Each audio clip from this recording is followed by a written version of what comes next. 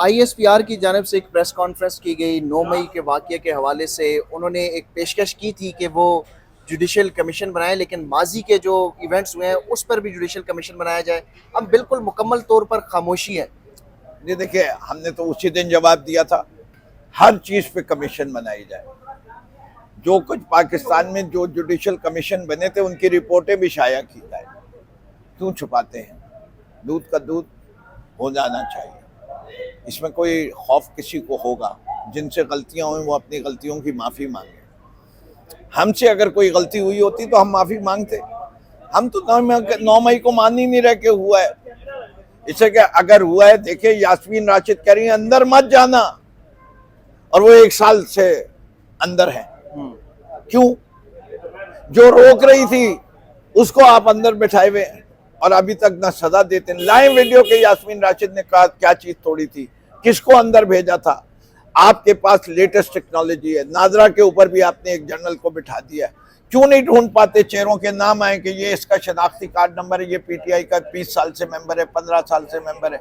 उन लोगों के देना तारुफ, छापे उनकी कंप्लीट डिटेल। हम तो कहते हैं जो लोगों ने भी किसी पब्लिक प्रॉपर्टी को नुकसान पहुंचाते हैं, गलत करते हैं, इश्तिहाल देंगे तो लोग मजबूर होते हैं। पाकिस्तान तहरीक इंसाफ की तारीख है 28 साल, हजारों जलसे कर दिए, हमने पत्ता तक नहीं तोड़ा, आज तक कोई गाड़ी नहीं जलाई, कुछ नहीं किया। आप सीनियर रहनुमा हैं, ज़ाहिर है आपकी बात जो है वो मानी भी जाती है।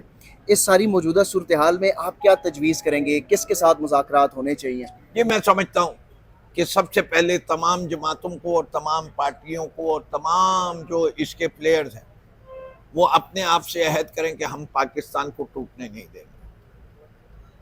जो इस वक्त हाल होता जा रहा है, लोग दोबारा से जिक्र कर रहे हैं पाकिस्तान का वो जो 1971 में 2 लाख था।